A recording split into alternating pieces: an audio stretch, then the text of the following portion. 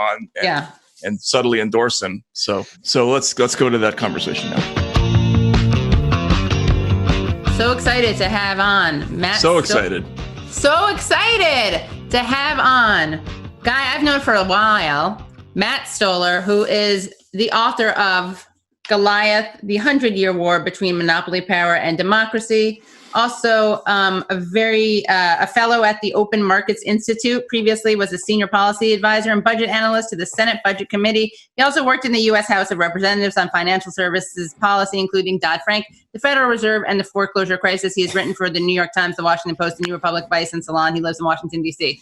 And he does not hold back with the criticism of Bernie and Warren. And other people. Yeah, sorry. That's the most everyone is perfect except those two. Just those two. No, I'm sorry. I shouldn't have said that. Like, you're a relentless critic in a good way of everyone. What makes you stand out, though, is that you, as someone who's been supportive of both of them, you took off the gloves. Let me just to correct my bio, because that you read it from the book jacket. I'm actually at a new group called the American Economic Liberties Project. It's all just doesn't really matter. Right. I was a fellow. I'm now the director of research. It's all bullshit titles. But it's a new group. We focus on private power. So basically monopolies, private equity, stuff like that. And we want to center the theme of your book. That is the theme of my book. For money. Sorry. The book is fun. I'm just going to make a pitch. It's a fun book. Yeah, I wrote it because it's about all the money and power in the world. And it turns out that that's interesting. And the only reason that it's considered boring is because powerful people want it to be boring, so nobody pays attention to it. But it's actually super interesting. So my book is all about like the protests and fights and arguments in boardrooms, and it has venom for all the right people too. Having lived in Russia in the 90s, there was a group of people what the Western reporters and analysts all loved, and we called them the energetic young reformers. And it was assumed because they were young and a lot of them spoke English and were had good taste in movies that they were like good people, but they actually turned out to be total monsters. And that's kind of like your Watergate babies. I feel like they're the energetic young reformers of recent American history. No, they were totally like that. They were like cool. They were like with it. Long hair. Yeah. Yeah. They were not like racist or not quite as racist, or like they were good to, they cared about all these different social aspects. They listened to rock and roll, and they were the forerunners to like private equity. They were just did private equity. They're just fucking monsters. Yeah, exactly. Michael Milken in there. I have a quote from him. This is like my favorite quote in the book was, like he was at Berkeley in like 1968 or 69, like the center Flower Children and all that crap. And my favorite quote from him is in 1970 or 71. He's like, unlike some of my like compatriots from Berkeley, like I've chosen to make Wall Street like my vehicle for social change. Something that went really well. It's like amazing. And there are all these like flower power quotes from these guys. It's hilarious. I mean, a lot of the Wall Street guys talk like that though, even to their counterculture. Like it's totally, the counterculture was like a totalitarian movement. It just was cool.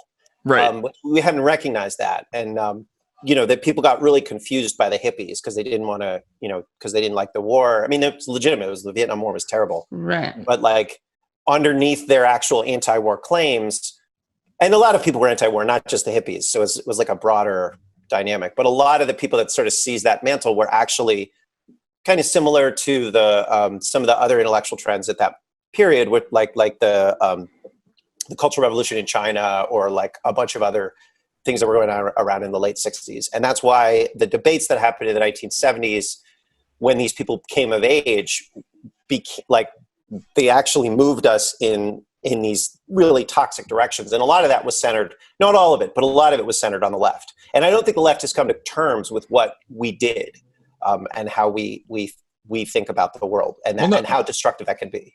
Isn't that basically one of the central questions of this whole schism that's going on in the Democratic Party and went on in this election cycle and the last election cycle? Are these sort of two competing visions of what progressivism is, and the kind of mainstream Democrats are still in that Watergate babies place where they're adopting the sort of neoliberal free market.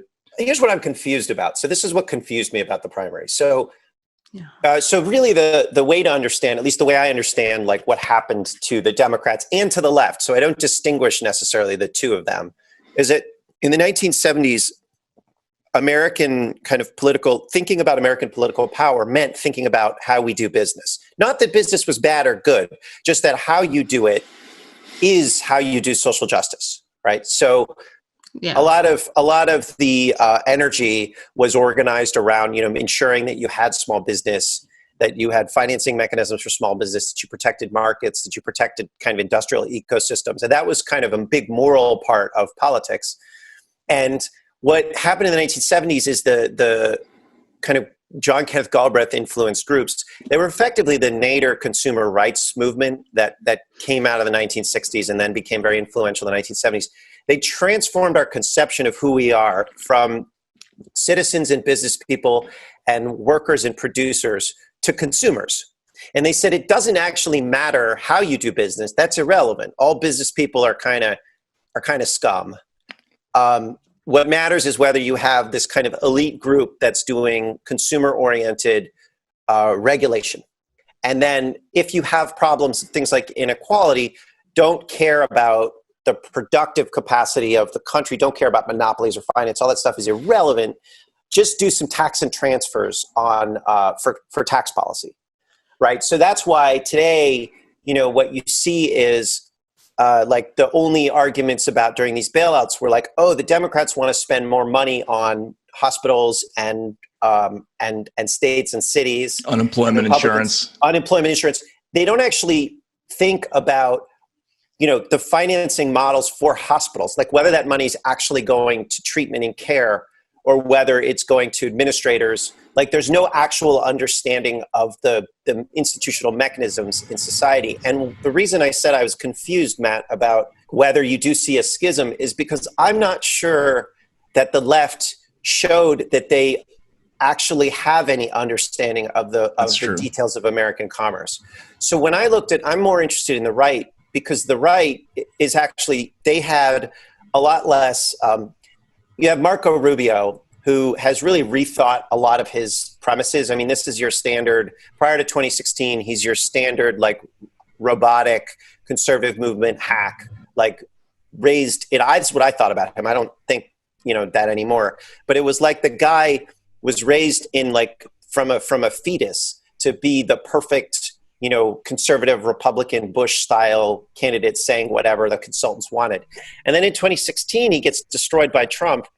And he goes off on this intellectual sort of spirit quest and starts to think about China and starts thinking and does, and there's a group of them that I think Democrats just despise. This is your piece you have out right now that talks about this, right? So this is like Tucker Carlson. This is, Tom Cotton, Josh Hawley, and then Robert Lighthizer, who's the trade guy. Peter Navarro. These are guys that are thinking about China and production. There's a woman named Rachel Bovard who thinks about technology.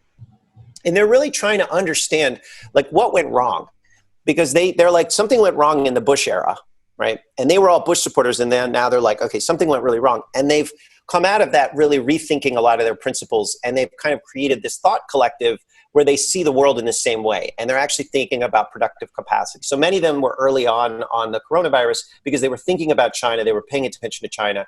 And then, all of a sudden you got Marco Rubio, who becomes a central player in structuring the bailout with the small business lending program, which is a very important part of the program. Meanwhile, on the Democratic side, right, and on the left and the center, okay, so this is both sides. Or let's just take the left. This is Warren and Bernie. Warren and Bernie, two very popular figures in the Democratic Party. Both of them have the ability to raise huge amounts of money in small dollar donations. Both of them are very respected and organized. They both have, in different ways, policy chops. They both ran for president. And yet, they both came out of the same dissatisfaction, the bailouts, the offshoring to China, all that stuff. They both understand that.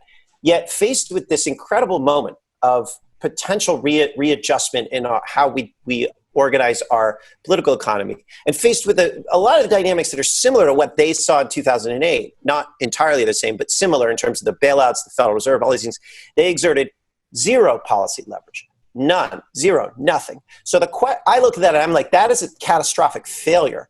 Why did that happen? And I think the first thing you have to do is you have to say that's a failure.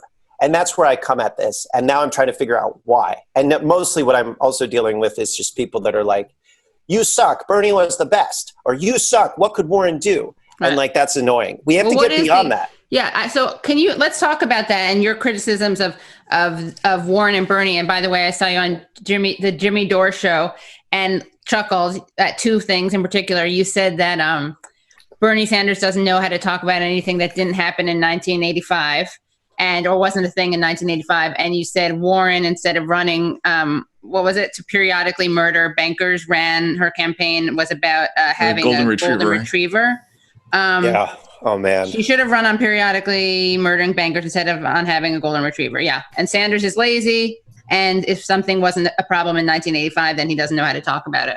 So how do those things apply? How do they manifest in what happened with the bailout? And also, I mean, we are now doing this interview upon finding out that Bernie Sanders dropped out. Could it have been different? Like, is there a parallel between their response to the bailouts and how they ran their primaries? I think, just to finish, sorry, a lot of people who are pushing back on you are like, well, what options did they have? So yeah, what could he ever have won? And could he ever have done something differently with the bailouts? So I divide that into sort of two different questions. Yeah. Okay. So one of them is, by the way, if you don't have an answer, just always say, I divide that into two different questions, right? You sound good. Yeah. There's the question of sort of tactics as the bailout was kind of being discussed. And I think you can have a good argument about whether they could have done something different. And I think it wasn't just them. You saw a total system failure. You didn't see any progressive nonprofits really noticing the corporate bailouts. I mean, my organization, American Economic Liberties Project, we were basically the only ones saying, this is a real catastrophe. Don't vote for this bill. There were 10 days or 2 weeks where Democrats, everybody knew that this was coming, so they could have organized. Then, at the last minute, they might have had some pressure, maybe not. But like, what was really going on here is that Schumer and Warren and Bernie were a team, and they were all whipping for this bailout so that they could also presumably get money to hospitals and get money to states and a couple of other things. And you just kind of question whether that was the right strategy, whether being on Team Schumer was the right strategy, or whether they could have gotten something else if they hadn't been on Team Schumer. And then going forward, if that had failed, if having voted no would have given them sort of moral credibility later, or political credibility to adjust or oppose. Or shifted the Overton window. Right. Those are strategic questions. And my view is that depending on how, I think this bailout's going to be a fiasco and is going to shift a lot of power and wealth upward. So if that is the case, I think they're going to look really bad for their strategy or tactics of going on Team Schumer. I think the alternative, and this is the same thing that happened during TARP, was, what could they have done? You guys know this. It's like every single time you defer to power, it's like, oh, they didn't have a choice. There was, they would have had to do, like, it would have been hard. People would have yelled at them, any number of sort of excuses. But that's what happened, right? They chose not to put any limits on corporate power. Warren came out with 8 demands on here's how to make sure there's no strings attached. And we won't go vote for anything that doesn't have some of these. And then she voted for it and got 0 out of 8. They didn't get anything for like mail-in voting, so it's like now elections are kind of optional, I guess. Like, it was just like, my view is that a lot of it was just badly done, badly strategically and tactically done. But I think there's a plausible argument against that. I think that that's fair to say, well, what could they have done? I was kind of mad when I was talking to Jimmy Dore, because I was like, I felt really angry that none of the progressive nonprofits were where we were as well. And like, none of the movement groups were there. Like, all Justice Democrats, none of them. I mean, the PCCC came out with a statement. There were some people that were writing, but it's like, it was clear, it's just evident that they did not understand. They just didn't understand corporate power. They couldn't tell you the difference between a private equity fund and a mutual fund. And or venture capital or anything. It's like that means you're not serious. It just means you're not serious about power. If you can't, these are the people that control the world, right? And if you don't even bother to learn their language, And this language is annoying to learn, but it's not impossible. And if you don't bother to learn the language of power and money, then you're irrelevant, right? And you're just irrelevant. And they have chosen to be irrelevant. And they've chosen not to build links to people who could help them learn, which I thought, I was angry about that. And I think because of the consequences, I mean, we're seeing now and we're going to increasingly see. Okay, so that's the first part, which is the strategy and the tactics of this specific bailout. But to go back to the broader question, which is like you saw this rethinking of first principles on the right. Why didn't you see that on the left? Why didn't you see a thought collective emerge on the left to say, what did we get wrong? Why did it just boil down to Bernie Sanders wants Medicare for all? If there's a nuclear war, it would go back to we need Medicare for all, and the centrists would be like, we need more moderates, right? If it doesn't matter, an asteroid's coming, we need Medicare for all, and we know we need more moderates. It's like, why was the debate so constipated? Why didn't you have a group of people some of whom had positions of power, some of whom were intellectuals, some of whom were advocates and activists? Why didn't they come together and form a kind of thought collective so they would see the world in the same way? You saw a little bit of this on MMT.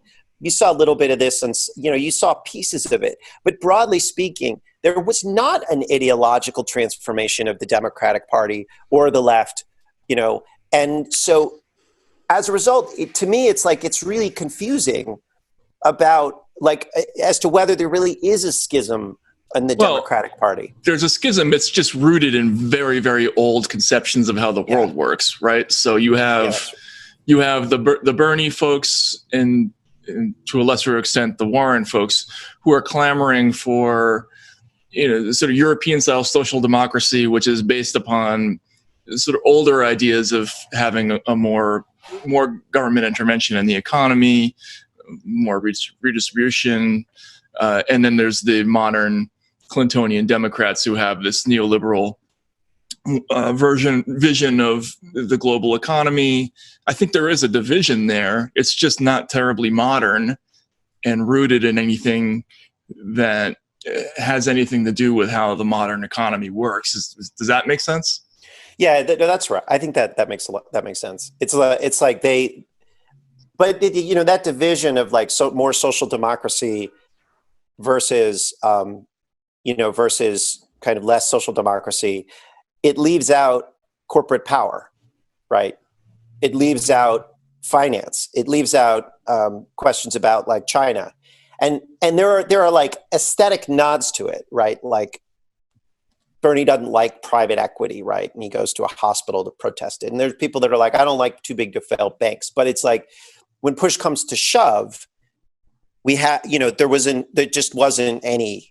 They were confronted with a confusing series of alphabet programs from the Fed and from Congress, which were not impossible to decipher. And frankly, they could just read your articles or read stuff that other people wrote. Okay. I'm kidding. Read Katie's. Read Katie's. They could just listen to Katie. Yeah. But there are plenty of people that could interpret this, and that they weren't there. And the reason they weren't there is because that old division about more or less social democracy or more or less social welfare. I don't think it's social democracy, but take your point, is so it assumes that idea of social democracy versus more neoliberalism, European social democracy assumes that you've got Wall Street already taken care of. And it assumes American hegemony. Because when they talk about France and Germany and all these countries Denmark, all these social democratic programs, that was first of all, a lot of that was installed by Americans after World War II, like New Dealers. Second of all of those countries were living under the American military umbrella and the American control of high finance. A lot of them were financed by Americans just decided after World War II, and this was not total self-interest or altruism. It was a little bit of both. They were just like, we've already done through 2 world wars. Europe keeps causing world wars. So let's stabilize Europe. And they did a bunch of stuff to stabilize Europe. And then the generations that emerged in the 1970s and 80s and 90s, the ones that we're dealing with now, these old stagnant, constipated debates, do not realize that all that stabilizing stuff was in power. was in place. Sorry, not a They're power. also motivated by it was in place. Anti-communism, right? Wasn't that like a big underlying part of it? Well, yeah. I mean, there's the Cold War. There were a lot of dynamics of the Cold War. The New Dealers did not like fascism and they did not like communism because they did not like totalitarianism in general. And there were a lot of bad things that came out of the Cold War. Don't get me wrong. But the point is, and like I think there's a lot of arguments that you could make both sides, on whether it was a good strategy or not. But the point is you can't pretend like European social democracy existed in this virginal state, that European social welfare systems existed without aggressive American constraints on power and an aggressive American military posture. Right. It's a foreign policy issue also. Yeah. And they just pretend that that's the case. But Matt, how much of what you're talking about with the failure to address Wall Street and the fundamental economic power structure, how much of that is a literacy question? Like you worked on Dodd-Frank. I remember during that talking to people who worked in the Hill saying, yeah, we want to do this portion of the bill on derivatives clearing, but like we literally couldn't find anybody anywhere in the Hill who understood it. You know what I mean? So, there's like 3 people who maybe work in one committee who kind of half know somebody who knows somebody. I mean, isn't that part of the issue, is that nobody, a lot of people just don't understand how private equity works, how all these different, how financial markets work, how the money market funds work. I mean, that was an excuse. That was an excuse 10 years ago. Okay. Right. But we've had 10 years to study this. Right. And you know, that means that if you were like, there were a lot of people who were 24, 25, in 2008 that are now 34, 35 and have had 10 years to look at these problems and understand these problems. So we are a lot more literate in these, programs. Like we can say, oh, the Fed is doing the TALF thing again. And I mean, like, you're not, this isn't your first like massive bailout, right? So, you and I are both, and, we're 10 years older. We've had like a lot of time to look at this. We've had 10 years of debate over monopoly, over private equity, over banking. And there are some details that are like, that are new here, but like, it's not, this stuff is not a mystery anymore. And so like, certainly, it was a choice. It's a choice to pay attention to it or not. And I think that the counterpoint to what you're saying, and I take your point, is that the thought collective on the right has actually done that thinking. And that's one of the reasons why Rubio's small business lending program doesn't actually, like, there are guardrails against private equity in there that they put in there because they understand private equity, right? And I'm not sure that those guardrails are going to hold. But the point is that, like, I wrote about that last week. They've been trying every which way to get at it, but that was an interesting thing in your article, because there was a moment where they went to Treasury, the private equity funds, and they're like, hey, we need in on this bailout money, and they were kind of rebuffed. They've been rebuffed a few times, and that was it was described to me as a surprise. Well, let's get into the new populist right article that you wrote, because I thought it was really interesting on a couple of levels. I mean, are we really talking about, because they're looking at it almost from more of a nationalist perspective now, right? Like what is it really in our long-term national security to export all of our labor to China and to have the control over the economy?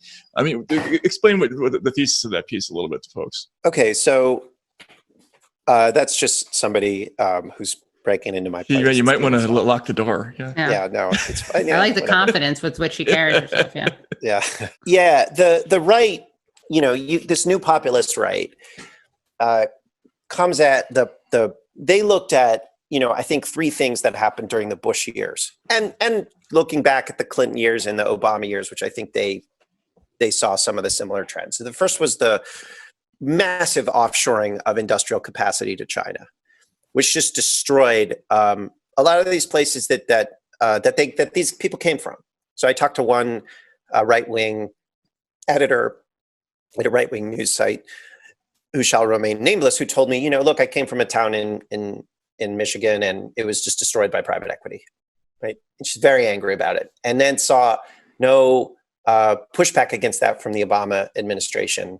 And so it's just kind of this interesting dynamic where it's like, Obama had an opportunity to pull all of these people into his orbit, right? And he didn't. He pushed them out of that orbit. So Bush comes in, offshores a bunch of stuff to China. Then there's the war in Iraq, right? Which a lot of them supported. And then, later on we're like, oh, actually, it turns out this is a disaster. And then it was, there were some others. It was just basic, corruption and incompetence that I think the Bush administration was doing. Although now Bush is good because he paints. He has those cute photos.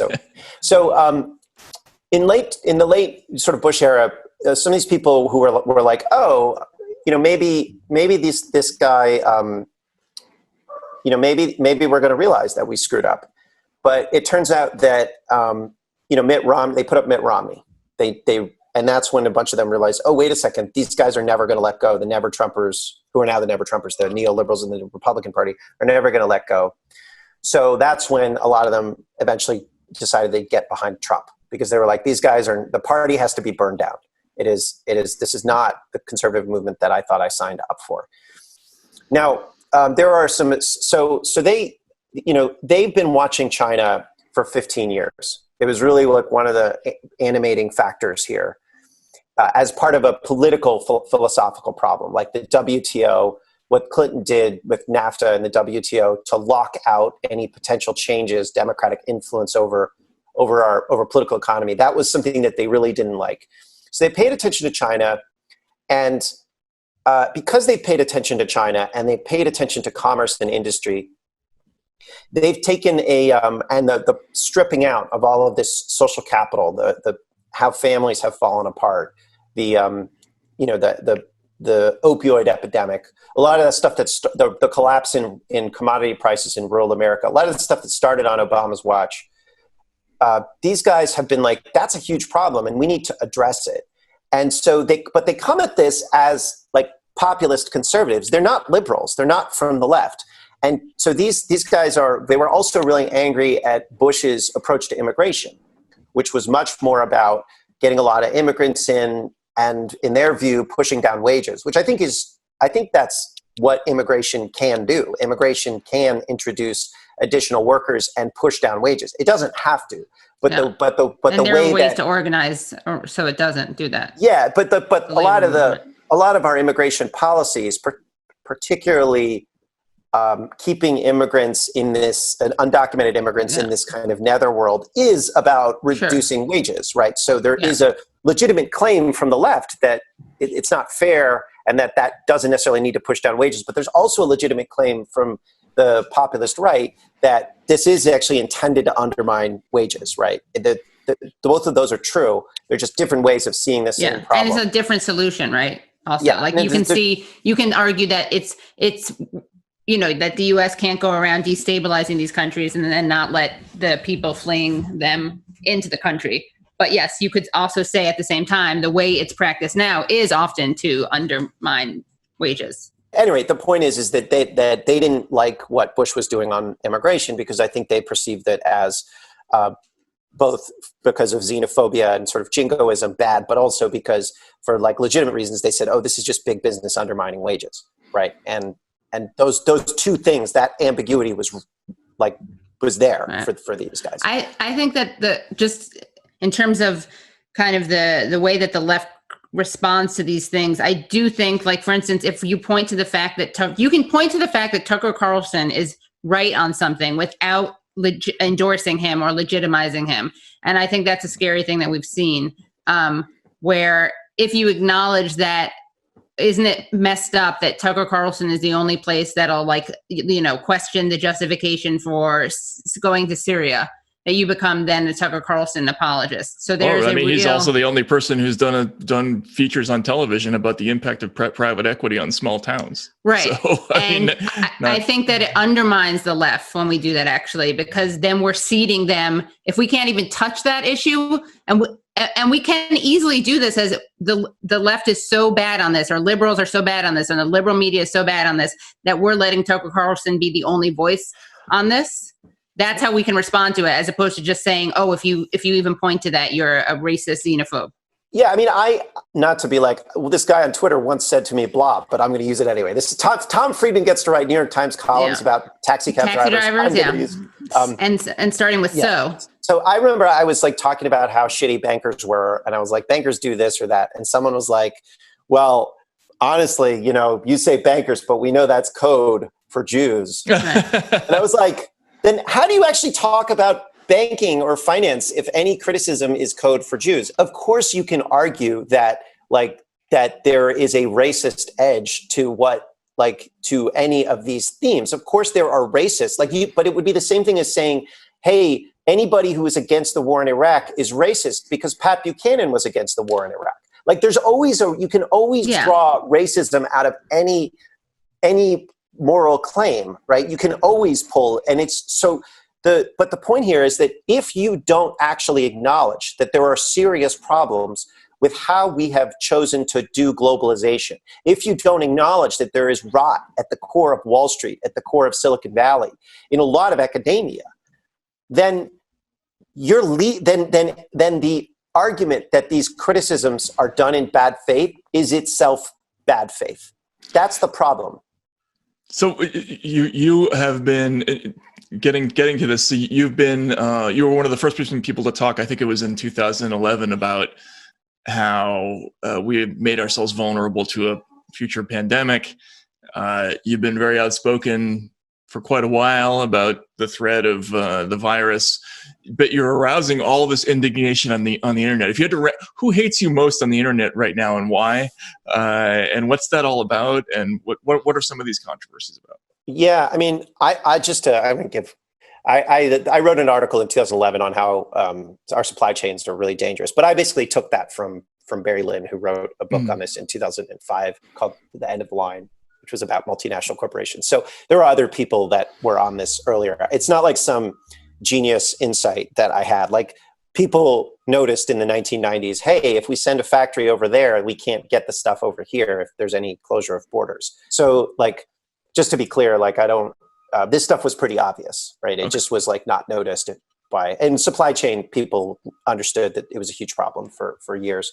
At any rate, I appreciate the compliments. I just, the reason I'm mad is because this stuff was actually, people who make things for a living knew that this was happening. Anyway, the people find me really confusing online, but just sort of in general in the Democratic establishment. Because actually the people who really understand where I'm coming from are the Trumpers, part of the Trump movement, not there are white nationalists in the Trump movement. They don't, they just think I'm like a Jew. A Jew. They're like, you're a Jew, you're going to die in the coming civil war. That's the general. They routinely threaten me with violence. So I think kind of put that on another level. Although it is funny to be attacked as an anti-Semite and a Jew. Modern Twitter. So, but the Trumpers, who are this kind of populist types, they understand where I'm coming from and where I think some of us come from. And they were actually rooting for Bernie, not in bad faith, but because they don't like neoliberals in general. And they thought we had our rebellion in the Republican Party. It's not complete. We want you to have your rebellion in the Democratic Party because, everybody, just like everybody kind of hates boomers, everybody hates these neoliberals. Neolibs. Neolibs, right? And so they were like, oh, I get it. I get where Matt's coming from. He doesn't like all of these social choices that were really problematic, and goes into the details of the financiers and trade policy and the deep political choices, and wants the rebellion that we had. So they understood where I was coming from. And I think the people that hate me the most are the Ezra Klein type, Vox, sort of elite Vox types. The Pod Save America guys despise me. You're welcome here. Yeah, Jay Carney hates me. The people that hate me the most are the people that played the game of let's have reform, but not be honest about the problems, right? We'll just pretend. It's there's sort of two different types of people when you have a faculty scandal. The 65-year-old legendary professor, turns out he's been harassing or assaulting graduate students. What do you do about him? Some of the people in the faculty room are we need to expose this publicly, bring in a law firm to show that this happened, fire him, make it a public, send him to do a legal complaint. And some of the people are let's just let him retire, push him out, and never speak of it again. Right. And let's put in firm compliance policies going forward. And those are the two frames of how to understand a deep, rotten social structure. And it's the people that are sitting there who want to cover up the rot and just move on and just do the reform without acknowledging that there were any problems, like the mistakes were made crowd. They're the ones that hate me the most, because I'm the one who's like, there has to be a reckoning. We got to have a reckoning. We got to name names. You don't have to people don't have to go to jail for this, but they have to acknowledge they did it, right? Like, I supported the war in Iraq, and like, I can never not. You did? Wow. I did in 2002. That was my radicalization moment. I was like, well, if all the men in suits support it, then they must be right, because the men in suits are usually right about things. And then it turns out that I endorsed mass murder, and that was a terrible thing to do. And I can't unendorse it, but I can remember that I did that. And I think it's really important for people to remember that they made terrible choices so that they learn from it and don't do it again. And I think that's like what we need, is we need people to understand that they themselves made terrible choices and that they don't have to do that going forward. And so it's the people that don't want the reckoning. They are the ones that I think hate me the most. And is that connected? I mean, there's also this idea that one shouldn't even flirt with, ideas on the other side or acknowledge the legitimacy of other points of view. I mean, right. you exist in this kind of gray area that just even being in is already problematic on the Democratic side. So, yeah, like just acknowledging that, like, conservatives are people, right, with ideas, and are not just a bunch of like Neanderthal racists. Not like I think they can be both, but I do think that that making certain ideas toxic by virtue of who supports them. But well, I think actually that's an interesting point. And moving us away from this sort of populist right for a second, one of there's this wonderful TV series called Babylon Berlin. Oh, so good, yeah. So good, right? One of the greatest parts of that series, it's a detective series set in like 1929, 1930, 1931 Weimar Germany. But one of the coolest things about it is that the Nazis are just people; they're just characters, right? They're not. They're obviously like kind cartoonishly, of, they're not cartoonish, right? They're just like lost young men, basically. Right. And so I think like that's one of the things that the way that the left uses the term racist is they don't use it as a way to describe somebody with a learned social attitude. They use it as a sort of way to describe an unperson, right? Right. And which then avoids how we actually work on it. Like if you care about racism, you have to describe it different ways. And this goes back to what Matt and I were saying earlier before we knew that Amo Bernie had dropped out, which is that part of electability is being able to speak to people who we may find to have unappealing, problematic ideas. And not only speak to them, but like if we don't speak to those people, if we don't have an alternative to Trump, then those people have nowhere to go and they just stay there. So if, you take the Hillary Clinton basket of deplorables attitude, you're actually enabling and empowering Trump. Yeah, I think that's right. And I think just on a moral level, I just remember, when Deaton and Case did that study of deaths of despair, just showing that basically white, high school educated, largely men, but some women were just killing themselves at elevated rates. It's just huge numbers of people in America. And I would talk about it sometimes, and I just would get so much pushback from friends and then also just randos on the internet. And I think there were actually some people who wrote in like New York Magazine or whatever that were like, well, kind of, good. It's good that these Trump supporters are dying. I hate that. And there was a genocidal impulse behind some of the responses because it was upper class kind of liberal elites who thought, and I don't think that they realized this, but like they were just kind of like, well, maybe the country will sort of eventually, like, these people some of them will die, and then we can like win elections. And like I've seen that kind of attitude in DC. Marcos Molitas. When you're talking about like, what do we do about the fact that there's less economic opportunity in like West Virginia or certain rural areas? And I remember there were all these dumb seminars put on by some billionaire or some corporation on the future of work.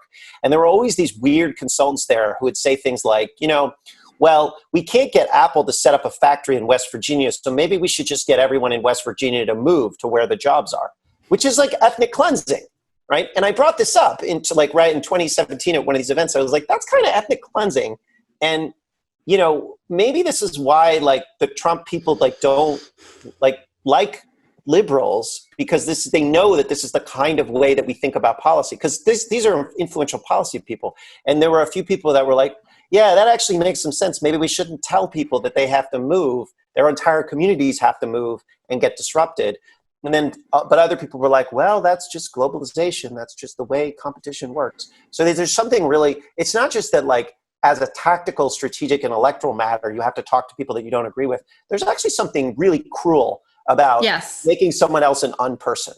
Yeah, right? I agree. There's a moral aspect to it also. But what makes it so infuriating is that even people who don't see these people as humans are actually, if their biggest priority, which they often claim, is to defeat Trump and Trumpism, by turning their backs on people and dehumanizing them, they're actually just refusing to engage in electoral politics. They're refusing to win. Right. I would actually note that the strategic problem is real. The technical problem is real. But I actually think that people who just throw around the term racist all the time, and I think it's a useful term in a lot of ways to describe racist behavior. But one of the interesting things you'll notice is that they also use people that are discriminated against as a moral shield, and in turn make them unpeople. So like the Flint water crisis, like is a good example of just like a bunch of people saying, this is absolutely terrible, this is absolutely racist, and not fixing it. Yeah. Right? And it's like I saw Trump use emergency designations to build a wall and pull money from the military to do that. I didn't see Democrats choosing to do that to address the Flint water crisis. But like when the Democrats want, or at least the left really loves to have victims that they can use as sort of victims to hide behind. And it's like what they're doing is they're turning them into unpeople as well. What you're talking about, Matt, kind of speaks to that whole thing about how when you were asking, well, how are we going to talk about banks if the topic is inherently anti-Semitic? I remember having the same thought in 2016, and I was covering Trump's campaign, and just in a couple of articles I mentioned, well, he's bringing up all these themes about how the towns are devastated by these economic policies, and I'm interviewing people in crowds who used to be union members or their families were union members who used to vote Democratic, and now they're going to vote for this guy. And I didn't even take a position on it. I just said this is happening. And I got all this blowback from people who were saying, the so-called white working class, it's just racism. There's, you're mislabeling what's actually happening here. All of that is actually just a mask for a white nationalist movement.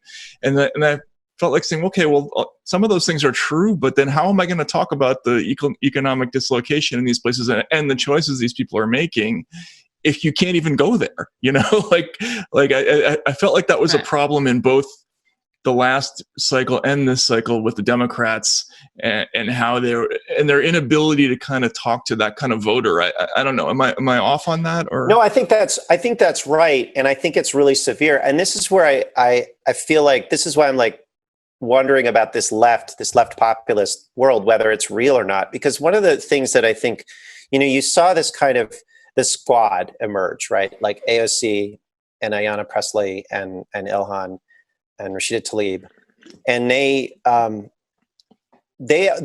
have an economic framework that I agree with. Like they're generally speaking, they want to go after concentrated power. A lot of their policies are things that I like, particularly AOC. But they had a choice about what frame to take, and they picked the woke frame.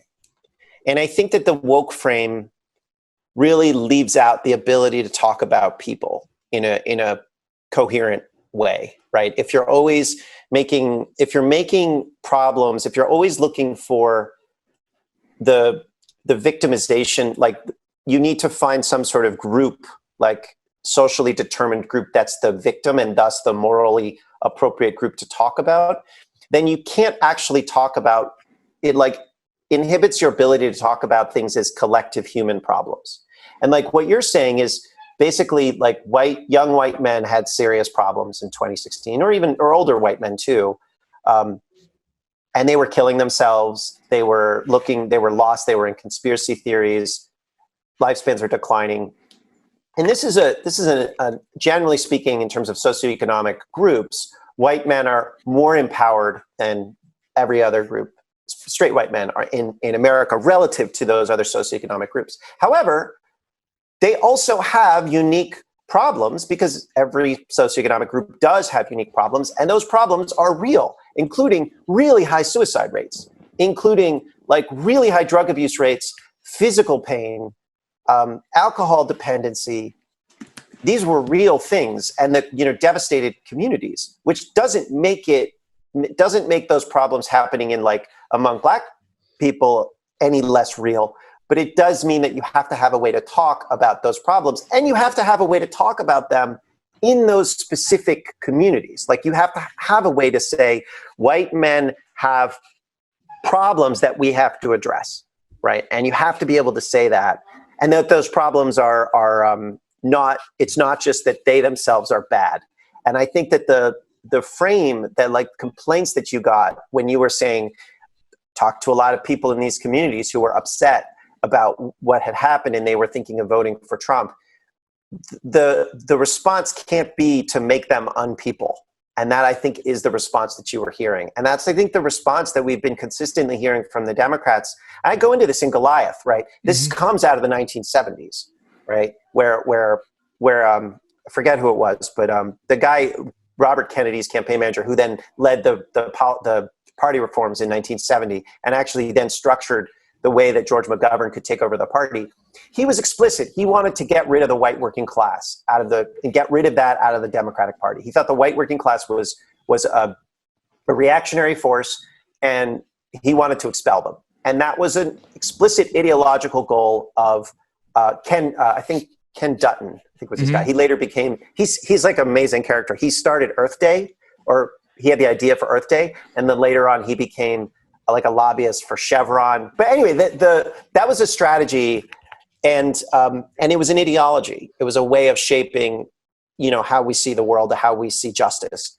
And I think we're dealing with that now. And so you have this problem where, like, we have on the Democratic, on the left side, there is a real conflict about whether to talk about people as people or to talk about people solely as victims.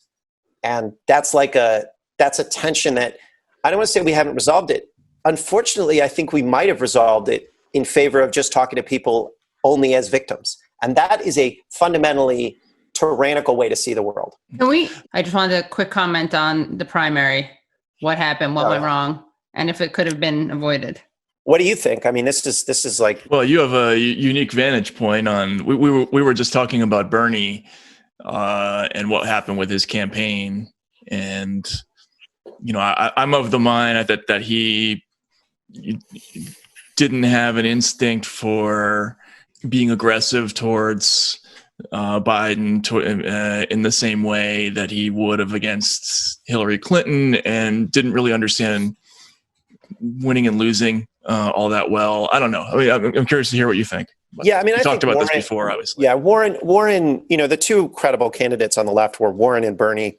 Warren just ran a horrible campaign. She had Joe Rosebars, who was an Obama guy, and he just is terrible at branding. And he's really good at branding you if you're a fan, if billionaires like you. So he was good at dealing with Obama, but he's just horrible for Warren. And that's why the golden retriever thing was such a big part of her campaign. It was just embarrassing. Actually, you guys told. I first saw the big structural Bailey actually watching your podcast, because you guys were like showing this. I thought the Bailey thing was annoying, but then you actually showed this giant blow up of the giant inflatable Bailey, and you were like, "What the hell is that?" I was like, "Oh my god, I can't believe that's a thing." Yeah, it was real. It is just a thing. like it was like, Good "Oh my boy, god, good boy." And then she went up and hugged it. It was like, this is super bizarre. Anyway, the campaign was a disaster, and it was really sad to watch but ultimately, like Warren, she just has bad political instincts and bad political judgment. And Bernie, Bernie's campaign did I think he did a lot better than I expected. I did not think that he was going to do particularly well, and he did. But at the end of the day, like, Bernie was stuck between saying, I'm a revolutionary who's going to overthrow the whole establishment, and look at all of these policies that are super reasonable by any metric. And it's like, you have to pick, like, whether, you have to have a coherent theory for why you're going to govern well. And he didn't have a coherent theory. His theory was, I'm going to overthrow the entire political establishment and do, in this giant political revolution, and do things that are completely reasonable and not revolutionary at all. Right. And that's just incoherent. So, and then there are a lot of other problems. Like, he just has no killer instinct.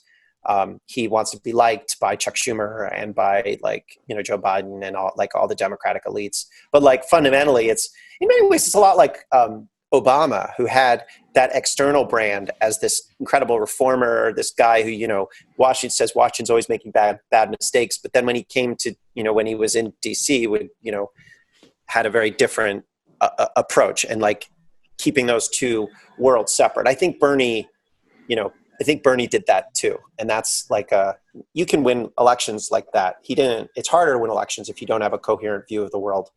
But you can't win elections, and you can't govern that way if you keep those two things sort of separate. Unless you're just, doing it for billionaires, then they're perfectly happy for that. Well, I mean, not to detain you too much longer, but he did have a problem, right? Like, if he had come out and said, I'm going to overthrow the system in this revolutionary way and impose revolutionary ideas, that might have been difficult electorally to make that work, right? Like, I mean, there is a way that he cynically could have stayed in both lanes at the same time if he had a better strategy for winning over more voters, it seems to me. If he had, like, an ulterior motive to actually enact revolutionary change. I'm just thinking out loud that would have been a difficult thing to do with I think you and I have talked about this. Democratic voters are who they are, I mean, it would have been difficult to get them there. If he had appealed to the, like, so we did have a revolution here. It's called the American Revolution. Right. And it was a radical revolution. There were a lot of, every revolution is weird and has lots of trends and lots of influences. And the American Revolution certainly has its radical egalitarian aspects, also has its very inegalitarian aspects. But, like, if he had said, we need an American Revolution, right?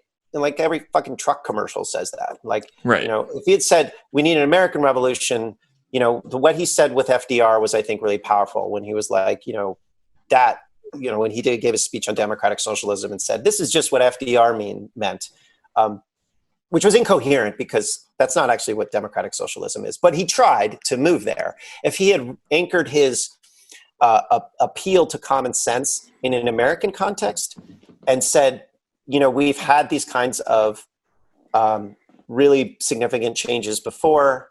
If he had used American rhetoric and then said, a lot of this is a revolution for common sense. Thomas Paine's pamphlet was named Common Sense, right? I mean, if he had used that frame, I think he could have taken up both lanes. But the weird, like, use of sort of, like, he got a little more woke this time, which I think is, like, and I don't mean, by woke, I don't mean supportive of racial justice. I actually think wokeness is not supportive of racial justice. I think wokeness is using the language of racial justice to create as an in-group signaling mechanism. I think it's a form of aristocracy, right? Yeah, but I think the woke thing is when you use that to undermine, I think it's when you use that stuff to undermine economic justice, which he didn't do. I mean, just in terms of the diagnosis, not defending Bernie, but, like, I just don't think incoherence is something that I don't think people think of it as, oh, that's politically incoherent. He's not consistent. I think it was more the way he ran. Like, I don't think people have the same intellectualizing academic analysis of it. He did lose a whole bunch of voters to the Biden people, and those are exactly the voters who don't respond terribly well to that kind of language, even if they don't understand the ideas behind it.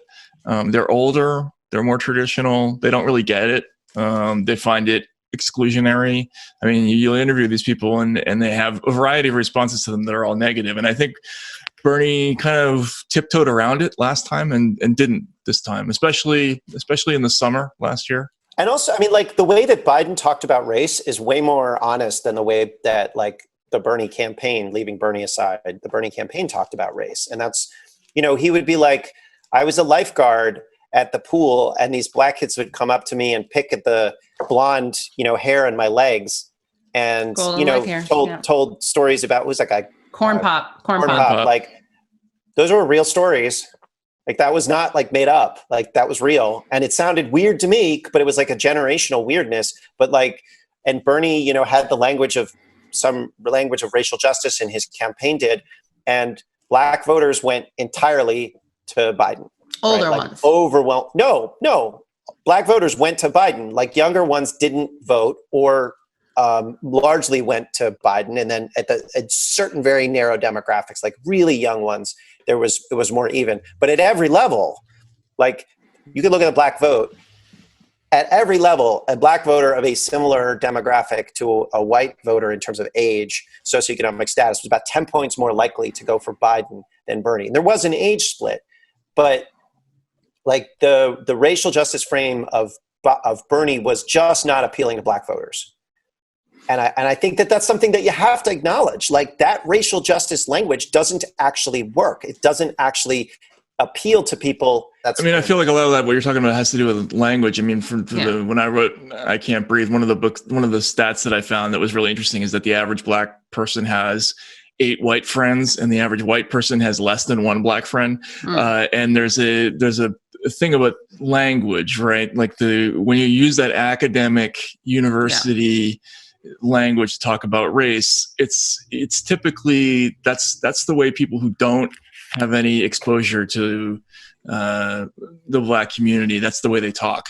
And so when and I've heard this at campaign appearances talking to black voters, like that kind of language to them is just a signal. This is a person who doesn't know what my life is like, you know. Whereas Biden is a familiar character. I mean, I'm not saying that it's one is better than the other. It's just that it's an issue of familiarity for voters. Like they're familiar with certain types, and this is something that's been true with in past elections. It's one of the reasons that Bill Clinton did well with black voters. Like black voters felt like they knew people like that who talk like that. I guess I just don't think it's that causal. So I'm not saying you guys are wrong in your critique. I just don't think we can isolate that as one of the big causes of Sanders. I'm not billions of dollars against Sanders. So I mean, there are a lot of causes that for this has been a problem for decades. This is Israel, by the way. Matt, we've kept you on for so long. Yeah. Thank you so much, and we really appreciate your coming on. And keep at it. And you and I should talk sometime about the private equity thing. And that's amazing. So excellent. All right, talk to you guys later. All right, take care. Bye. Well, that was great. Yeah. Did you learn something today? A lot. So much. I don't want to, it would be offensive for me to even begin to say what I learned because there was so much that it would actually be insulting. That was great. I think he's really interesting, and he's looking at problems from a different point of view, which is really refreshing because it's just I'm so tired of everybody being on brand about everything. Right. So that was really cool. Anyway, well, we're going to have lots of stuff to get to next week, and the world is changing at light speed, and lots of stuff to get to with the bailout and the virus response. And we were a little bit derailed today because of the amazing, shocking news that Bernie had dropped out, which you can still see on Katie's face is affecting St. Bernard. St. Bernard should have told us so we would have known what to tape today. He should have. Right. This show talks about him more than almost any other one. So his people should have reached out. Just an example of decisions like that responsible for the loss. Right. So we'll get into more of that next week. In the meantime, buy merch. Look, you don't have anything else to do. And in fact, look, some real economic advice. We're about to head into an extreme inflationary environment. So the smart thing to do is just buy stuff. Stock up on. Don't pay down debt. Go out and buy a car. Buy a stupid car. Buy like a fast, irrational car that's too expensive. But especially buy lots of consumer products, and you might as well just buy mugs and T-shirts from us. And bags with inside pockets. And bags with inside pockets. They're only going to rise in value in this in the future economic environment. And you should rate and review us and listen to us wherever you can listen to podcasts. So thanks and we'll see you next week.